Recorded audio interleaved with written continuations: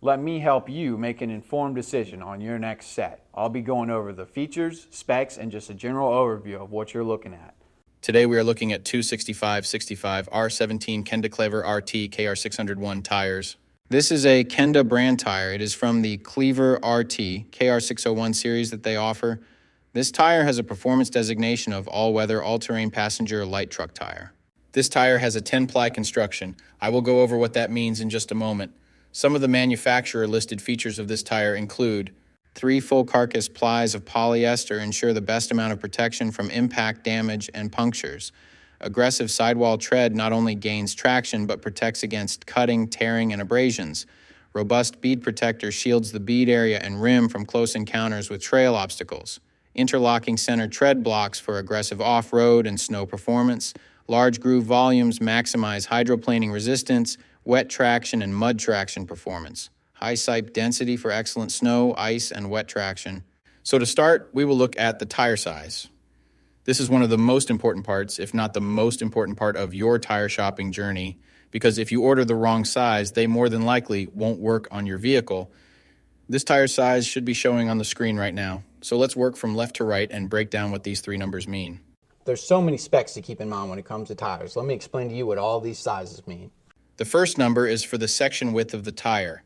The section width of 265 in this sequence refers to the tire's width in millimeters. In other words, this tire is 265 millimeters wide, from sidewall to sidewall. The second number in the tire size refers to the aspect ratio. 65 in the sequence is the aspect ratio of the tire. The aspect ratio is a percentage, and it tells you the ratio of the tire's height to its width. In this example, the aspect ratio number 65 means that the tire's height is 65% of its width. The third and final number of your tire size refers to the rim size or diameter. 17 is the diameter of the rim this tire will go on.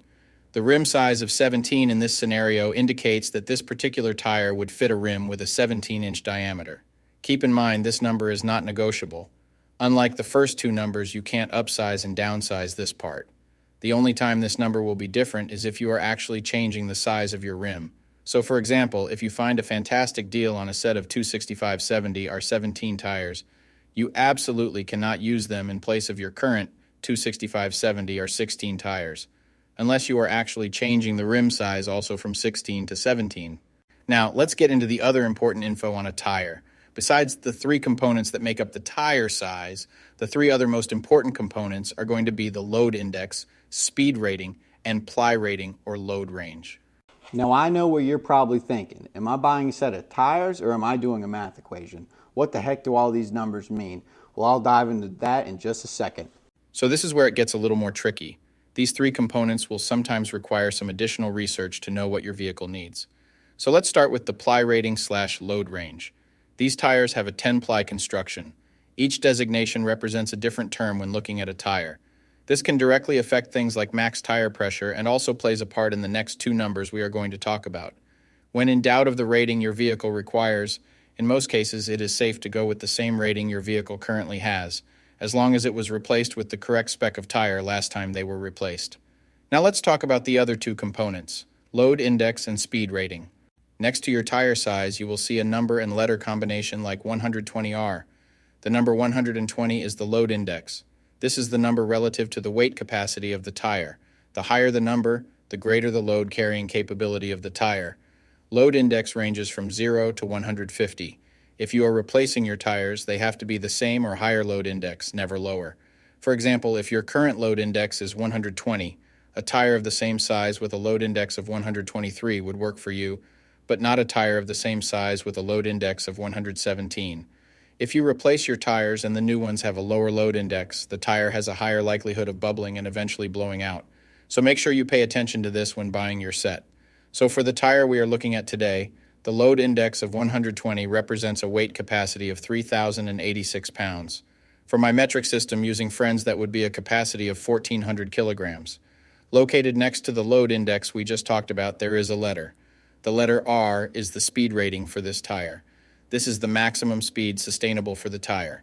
Each letter has a corresponding speed rating approved by the Department of Transportation and the tire manufacturer.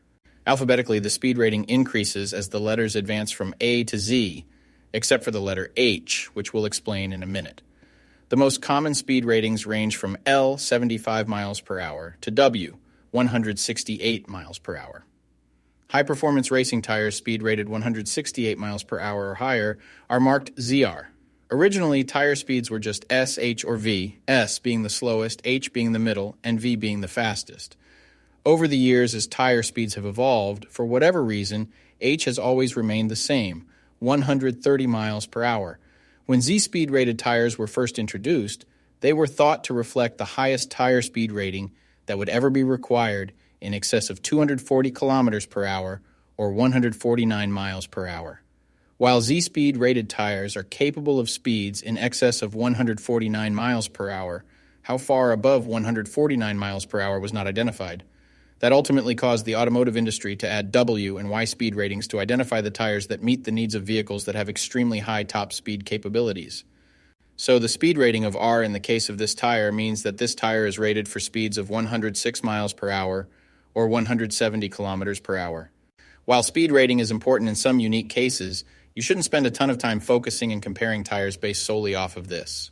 While you do want to make sure the tire matches your vehicle manufacturer's specified speed rating, in almost all cases, the speed rating of a tire should always be above 85 miles per hour, which is technically the fastest posted speed limit anywhere in the United States.